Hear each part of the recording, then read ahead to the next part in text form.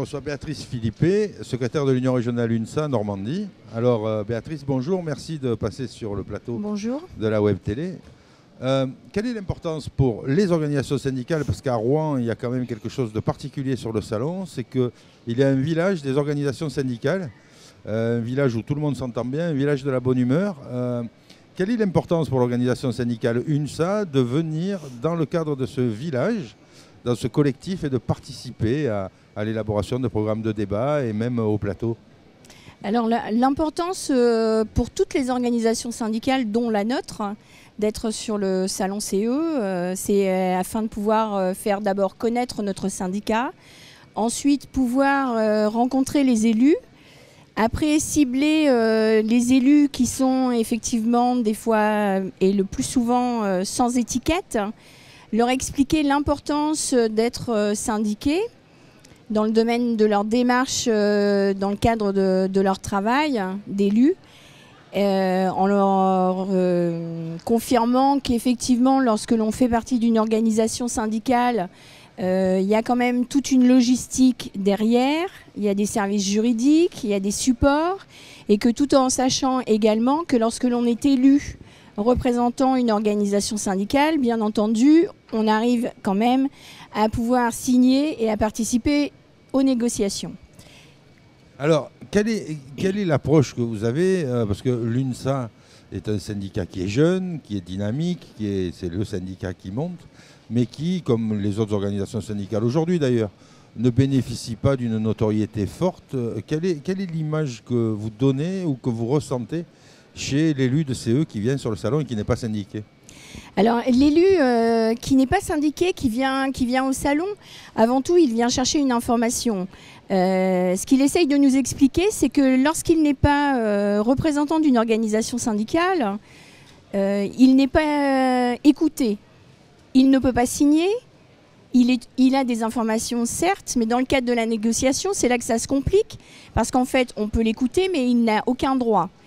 En plus, les élus sans étiquette qui viennent nous voir, bien souvent sur le salon, on s'aperçoit qu'il y a quand même une recherche de l'élu sans étiquette, de connaissances et d'informations par rapport aux différentes organisations syndicales qui sont présentes sur le salon.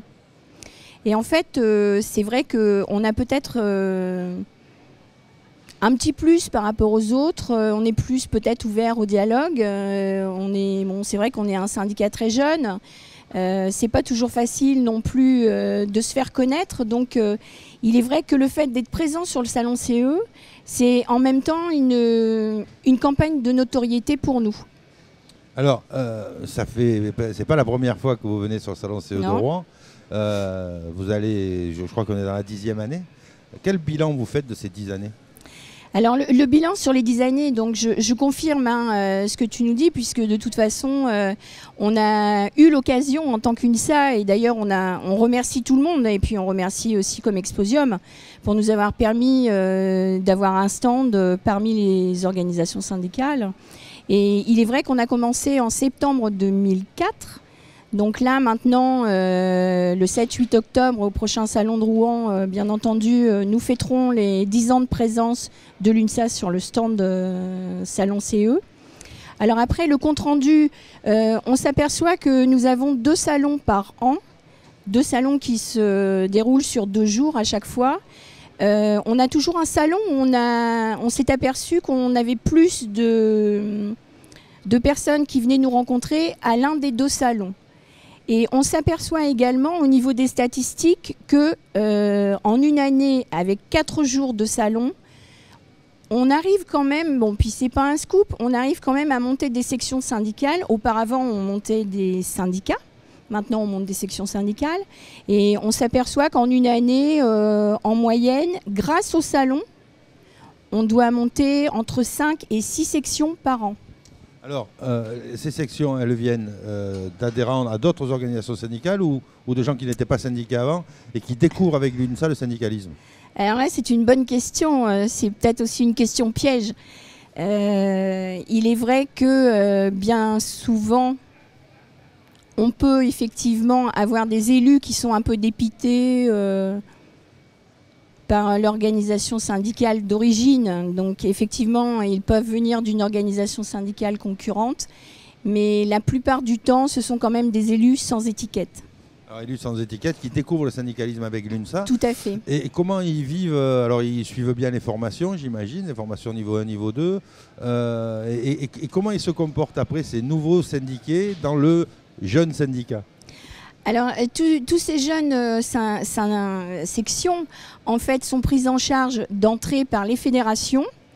Les fédérations, bien entendu, les forment. Ensuite, il y a l'union régionale que je représente, qui sert de passerelle entre la fédération qui se trouve dans la région parisienne et moi, en fait, je suis le service de proximité. Et dans nos statuts, il est stipulé que toute nouvelle organisation syndicale, toute nouvelle fédération ou toute nouvelle section fait partie de droit des membres du conseil régional ou de l'union départementale. Donc automatiquement, cette personne qui arrive nouvellement dans le syndicat est de suite entourée par les autres représentants de tous les syndicats que nous avons en région, tant des fonctions publiques, puisqu'on représente les fonctions publiques et le privé. Donc en fait, de suite, la personne ne se sent pas seule. Alors, sur les 30 dernières secondes, peut-être pour nous donner un avant-goût de ce qui va se passer au mois d'octobre, il va y avoir le 10e anniversaire de l'UNSA sur le salon. Tout à fait, oui. Alors, pleine surprise, on donne rendez-vous aux élus au mois d'octobre.